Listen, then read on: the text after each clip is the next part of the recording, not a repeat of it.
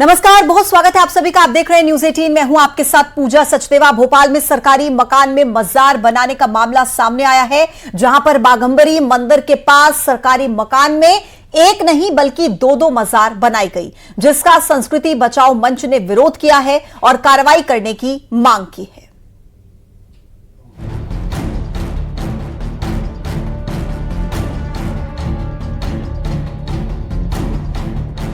वक्फ संशोधन कानून को लेकर मची संग्राम के बीच राजधानी भोपाल में एक ऐसा हैरतअंगेज मामला सामने आया है, जिससे न सिर्फ प्रशासन में हड़कंप है बल्कि हिंदूवादी संगठन भी भड़क उठे हैं। मामला भोपाल में बाघंबरी मंदिर के पास का है, जहां सरकारी मकान के अंदर दो मजारें मिली हैं। स्थानीय लोगों के मुताबिक सरकारी मकान में ये मजारें 2-3 साल पहले ही बनाई गई हैं।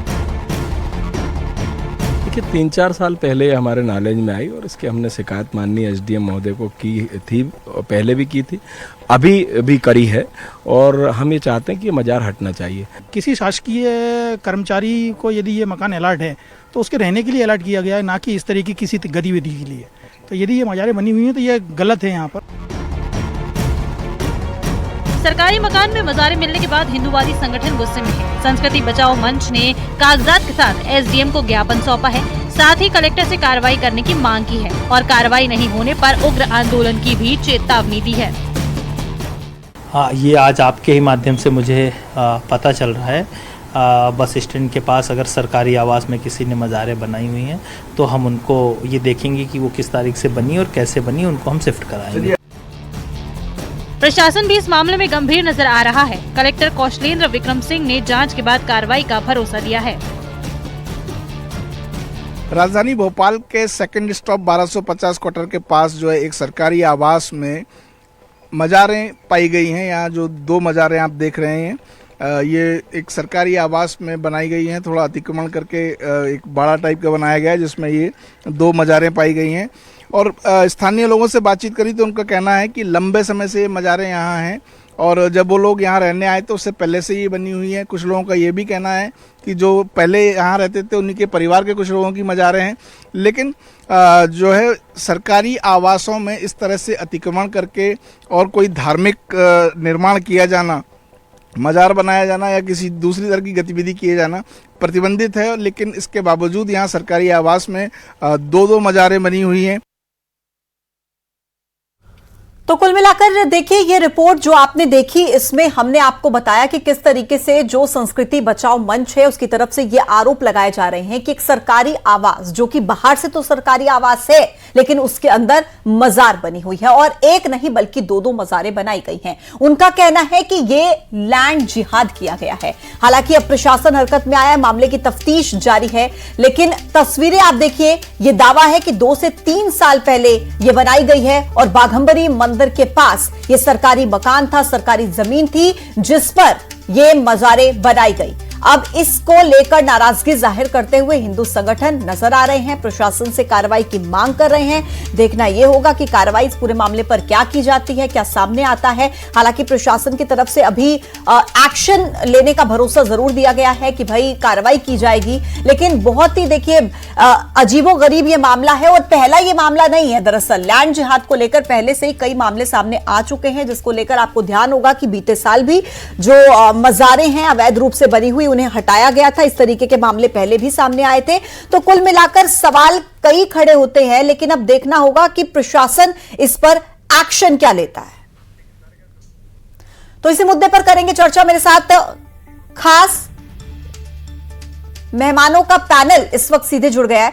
बृजगोपाल लोया जी बीजेपी के प्रवक्ता हमारे साथ हैं, जगदीश शर्मा जी हमारे साथ हैं कांग्रेस के प्रवक्ता, शैलेश आनंद गिरी जी महाराज हैं महामंडलेश्वर के हमारे साथ हैं, शेख रुस्तम मुस्लिम स्कॉलर इस वक्त हमारे साथ कनेक्ट है। आप सभी का बहुत बहुत स्वागत है। सबसे पहले शैलेश आनंद गिरी जी, आप ही के पास आते हुए सर बताइए कि क्या वहां पर आपको लग रहा है तस्वीरें देखने के बाद, क्या अवैध रूप से मजारें बनाई गई हैं, क्या कहेंगे आप इस मसले पर?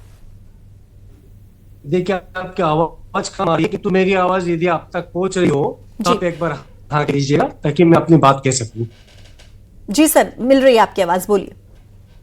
जी देखिए, एक बात स्पष्ट है, सभ्यता जैसे जैसे उन्नयन की ओर आती है, असभ्यता अपने नए नए हथकंडे लेकर के पैर पसारती है। असभ्य वो भी रहे 70 के दशक के अंदर, जहां पर सार्वजनिक स्थानों के ऊपर गंदगी करने पर देवी देवताओं के चित्र बनाए जाते थे ताकि भय से डर करके वहां पर गंदगी ना हो। किंतु यहाँ तो गंदगी को इसलिए फैलाया जाता है ताकि भूमि के ऊपर नियंत्रण किया जाए। ये बात आप देखेंगे हर शहर के अंदर है, जहां पर तालाबों के किनारे, सड़कों के किनारे, कई जगह तो मध्य में, यहाँ तक कि जहां पर भी देव स्थान होगा वहां पर एक मजार जरूर अचानक से उठ करके आ जाती है, अचानक से स्थापित कर दी जाती है। ये अपने आप में बेहद घृणास्पद और बेहद कुत्सित मानसिकता वाला संयोग है। इसके अंदर आप देखेंगे कि जैसे जैसे क्षेत्र का विकास होता चले जाएगा, भोले मनुष्य जो है, भोली जनता जो उन पे हार फूल चढ़ाने लग जाएंगी और वो स्थान जो है धीरे धीरे एनक्रोचमेंट में आ जाएगा, अतिक्रमण में आ जाएगा। तो स्पष्ट है कि शासकीय भूमि का एक ऐसा अनुसंधान बेहद व्यापक रूप से करना चाहिए ताकि जहां जहां पर इस प्रकार का हुआ है एक ही बार में उसका सफाया हो जाए। बृजगोपाल लोया जी, आपके पास आते हुए मुझे बताइए कि कैसे प्रशासन की नाक के नीचे से इस तरीके से अवैध रूप से कुछ भी बना दिया जाता है, अतिक्रमण कर लिया जाता है, बाद में आप लोग बोलते हैं कि कार्रवाई करेंगे, सरकार संजीदा है, प्रशासन काम कर रहा है, लेकिन हो कैसे जाता है सर ये? नहीं, देखिए ना कैसे हो जाता है। जब कानून ने उनको ये अधिकार दे रखा था कि जहां वो उंगली रख देंगे वो संपत्ति वक्फ की हो जाएगी, तो आप देखिए ना देश भर में कितनी मजारें होगी हैं, इस तरह की हजारों लाखों की संख्या है उनकी। मगर मैं उस जगह में नहीं जाना चाहता, वो एक अलग विषय हो जाएगा। हम तो इस विषय पर चर्चा करना चाहते हैं कि ये अपने आप में एक नॉन मुस्लिम प्रैक्टिस है, मगर इसको भी मानने तैयार नहीं है। केवल जमीन पर कब्जा करना जिन लोगों का काम हो चुका है उनको कोई बात समझ नहीं आती। अभी आपके यहाँ कोई मुस्लिम स्कॉलर जुड़े हो या आप आगे कभी जुड़े, उनसे जरूर पूछिएगा कि क्या जो मजार है ये मुस्लिम धर्म में इसके लिए कोई मान्यता है, इसके लिए कोई स्थान है? बल्कि कुरान तो ये कहता है कि जमीन से 4 इंच ऊंची भी अगर कहीं कब्र के ऊपर कोई ईंट लगा दी गई है वो भी कुफ्र है।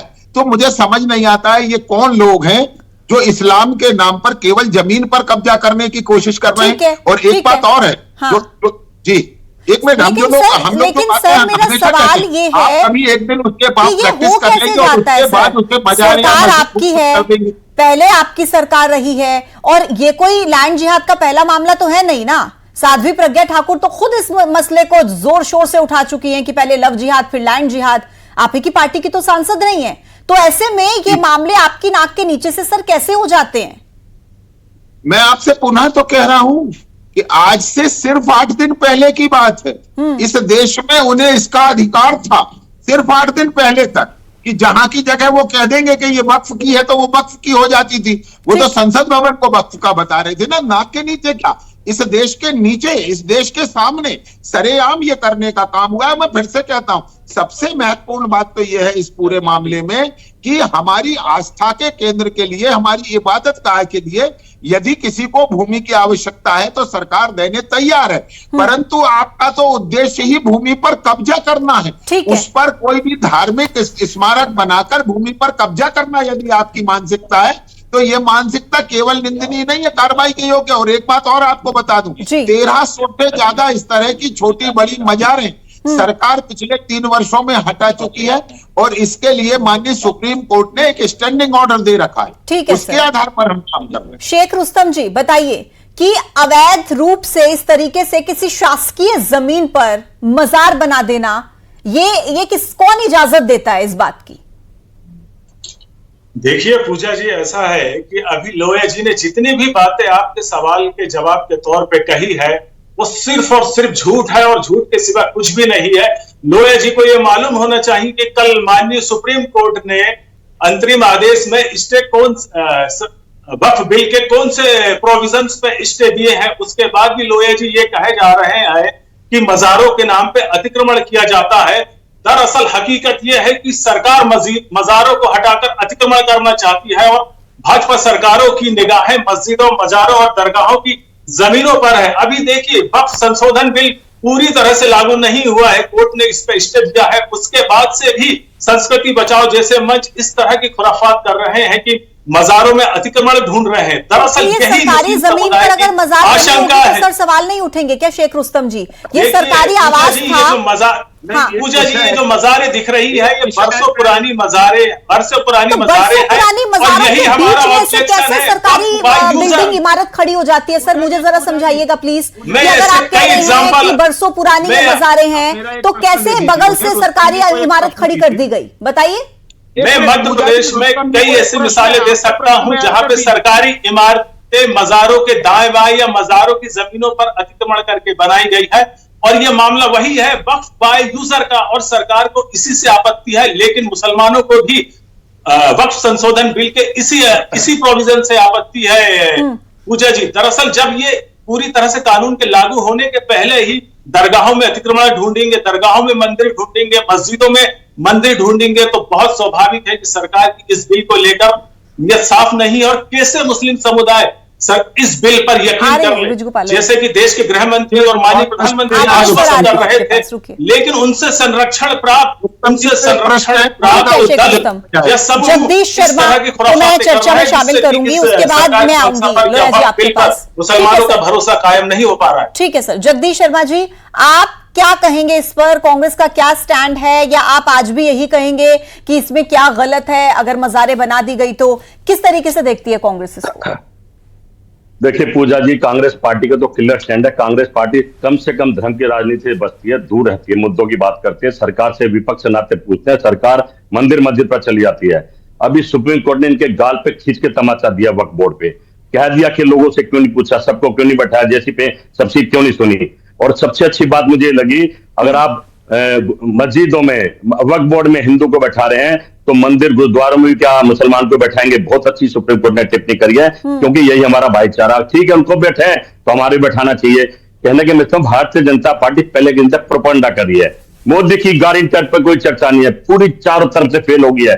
पर हिंदू मुसलमान झगड़े दंगे मणिपुर पूरे भारत में बना, कोई भी चैनल देखिए, कोई भी चैनल देखिए, ये जो दो मजारे हैं इनको लेकर आप क्या कहेंगे? बताया जा रहा है कि सरकारी जमीन पर कब्जा करके मजारें बनाई गई हैं, इसको लेकर जगदीश शर्मा क्या कहेंगे? देखिए मैं तो पूजा जी कहूंगा, मंदिर मस्जिद गुरुद्वारा चर्च जहां भी बन गए पूजनीय है, और हर जगह मैंने क्या ये मजारे बन गए, रोड पे मंदिर भी बने देखता हूँ, चर्च भी देखता हूँ, उन पर कोई चर्चा नहीं है। ये भगवान के घर पे इनको छोड़ देना चाहिए। भगवान के घर पे जैसा भी है, आपने फिल्म देखी होगी, वो एक फिल्म थी जिसमें पीके फिल्म, एक पत्थर रख पूजा करने लगे तो सब पूजा करने पूजा कर रहे हैं भाई, को बुरा काम तो कर नहीं रहा। भगवान के नाम पर किसी भी जमीन पर अतिक्रमण थोड़ी ना कर देंगे। तो भाई अल्लाह के नाम पर, भगवान के नाम पर कोई जमीन मिले आई अतिक्रमण कीजिए, ये सही है क्या? पूजा जी आप कह रही है कि 2-3 साल से हुआ, तो फिर पकड़िए कान बीजेपी के, कैसे हो गया ये? सरकारी जमीन पे पहले कब्जा करा देते हैं, फिर मुद्दा बना के आपको बैठा देते हैं कि उठाइए मुद्दा हिंदू मुसलमान का।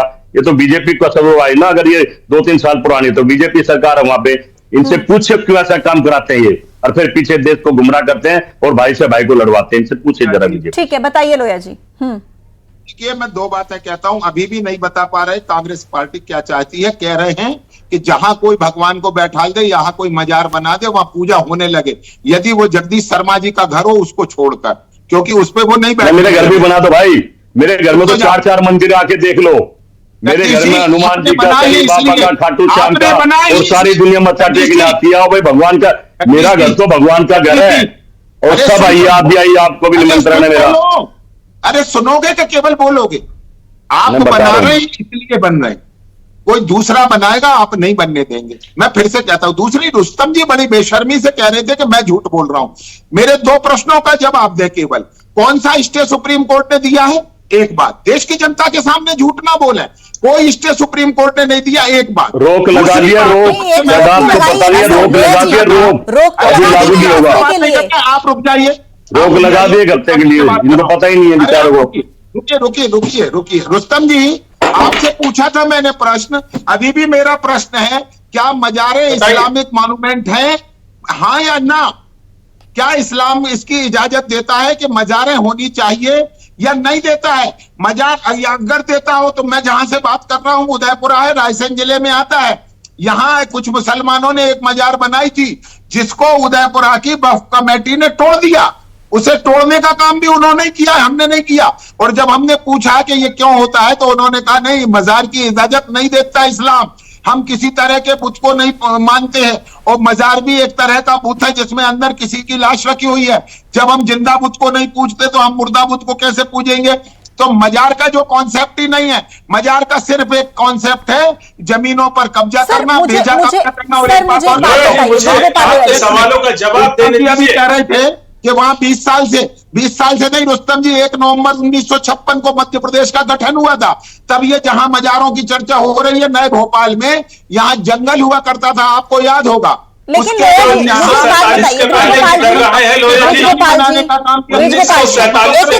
दरगाहें हैं, और यदि कोई संदेह है तो आप आर्कियोलॉजिकल सर्वे ऑफ इंडिया को बुला ले और उसकी कार्बन डेटिंग करा के मजारों को पता करवा ले। एक एक करके प्लीज, इजाजत इस्लाम देता है क्या? मैं ये प्रश्न ठीक है ब्रिजगोपाल जी, आपके सवाल का जवाब देंगे शेख रुस्तम आपके सवाल का जवाब देंगे। ब्रिजगोपाल जी आप रुकिए जरा। शेख रुकिए तो सब्र तो करिए, संयम तो रखिए। अब मैं बता रहा हूँ, हाँ बताइए। देखिए, इस्लाम में कब्र को लेकर सीधी बात यह है कि सारा मामला इबादत और पूजा से जुड़ा हुआ है, और कब्रों के मामले में सिर्फ इतने दिशा निर्देश है कि कब्रों की पूजा और इबादत नहीं हो सकती, लेकिन उस कब्र में यदि कोई भी व्यक्ति दफन है तो उसकी कब्र पर जाकर उसके मोक्ष, सुनिए हिंदी में कह रहा हूं, समझ लीजिए, उसके मोक्ष के लिए वहां पर जाके दुआ की जा सकती है। इबादत नहीं होती कब्र में, और इबादत नहीं होती कब्र। अरे लोया जी, आप सवाल का उत्तर तो ले लीजिए सर, एक एक करके बात रखेंगे, समझ नहीं आएगा, इनके सवालों का जवाब दे रहा हूँ, समझ में नहीं आएगा, एक एक करके प्लीज सर। मैं आपकी जुबान में समझा रहा हूँ, आपकी पार्टी तो अनुशासन की बात करती है, आपके शब्दों में समझा रहा हूँ। जरा हकीकत भी सुनना नहीं चाहते, हकीकत भी सुनना नहीं चाहते, मैं आपको बता रहा हूँ ना। Sheikh Rustam ji please, I request you sir, 1 minute रुक जाइए सर। ना आपकी बात कोई दर्शक समझ पा रहा है, ना उनकी बात कोई समझ पा रहा है। डिसिप्लिन दिखाइए सर, आप लोग इतने बड़े बड़े प्रवक्ता हैं और यहाँ पर बैठकर आप कुछ भी इस तरीके से बात करेंगे सर, कैसे समझ में आएगी? एक एक करके बात रखिए ना सर। और भी प्रवक्ता है सर, जगदीश जी भी आराम से सुन रहे हैं ना, शैलेशानंद गिरी जी भी आराम से सुन रहे हैं ना, आप दोनों क्यों इस तरीके से बात कर रहे हैं? एक एक करके सर प्लीज। आप मुझे बताइए शेख रुस्तम जी, आप मुझे बताइए, मैं धर्म और इस पर मजहब पर नहीं जाऊंगी, मैं एक बिल्कुल सिंपल सा क्वेश्चन आपसे पूछती हूं कि मुस्लिम परिवार वहां पर रहता था उस सरकारी आवास में, जो जानकारी अभी तक हमारे पास आ रही है, ठीक है, क्या आप जानते हैं वो कौन सा मुस्लिम परिवार था? और फिर मुझे ये बताइए कि अगर कोई मुस्लिम परिवार किसी सरकारी आवास में वहां पर रह रहा था तो मजार बनाने की इजाजत कहां से ली, कैसे दी गई, किस तरीके से शासकीय जमीन पर बना दी गई? इस बात की इजाजत तो आपका मजहब भी नहीं देता होगा ना सर? देखिए पूजा जी, कोई भी मजहब किसी भी जमीन की अतिक्रमण और लूट खसोट करने की इजाजत नहीं देता है। देखिए, उस परिवार के बारे में मैं नहीं जानता, मैं सिर्फ उस मजार और दरगाह के संदर्भ में बात करूंगा पूजा जी। आज आपका जो सब्जेक्ट है मैं उस पर ही सीमित रहूंगा।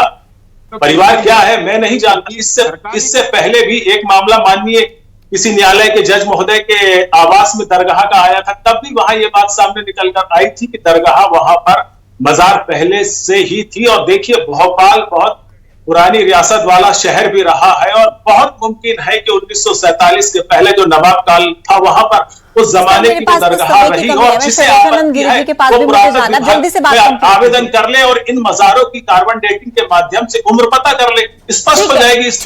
ठीक है शैलेशानंद गिरी जी, कार्बन डेटिंग एक तरीका है ना, पता कर लीजिए कि कब से वो मजारे हैं, कब से नहीं, सीधा साफ सब कुछ सामने आ जाएगा।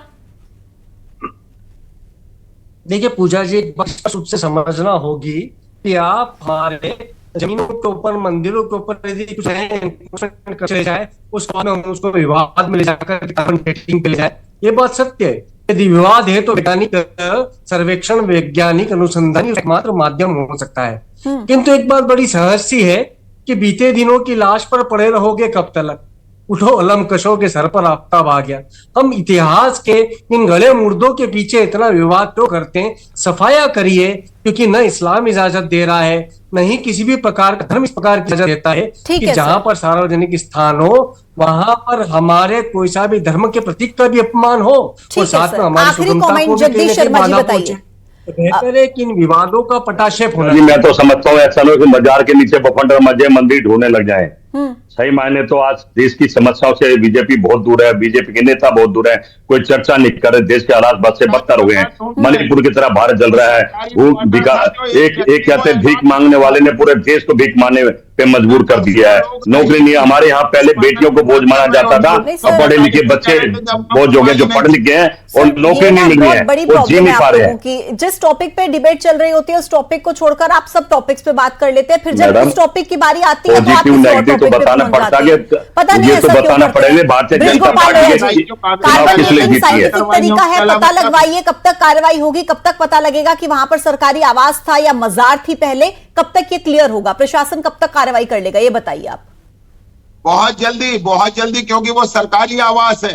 सरकार की खुद मंदिर तो नहीं उसके नीचे भाई, ये भी बता दो। को रहने के लिए सरकार देती है अपने कर्मचारी को, वहां पर किसी तरह के पूजा स्थल को बनाने के लिए नहीं देती, चाहे उसमें मंदिर बनाया हो। चलिए सर, ठीक है, ये साइंटिफिक विषय है, चर्चा तब होगी जब ये सामने आ जाएगा कि आखिर वहां वाकई सरकारी आवास था, मजार पहले थी या आवास पहले था। फिलहाल के लिए आप सभी का बहुत बहुत शुक्रिया, मेरे पास इतना ही समय था। बहुत धन्यवाद आपका मेरे साथ जुड़ने के लिए। और चलिए अब आगे बढ़ते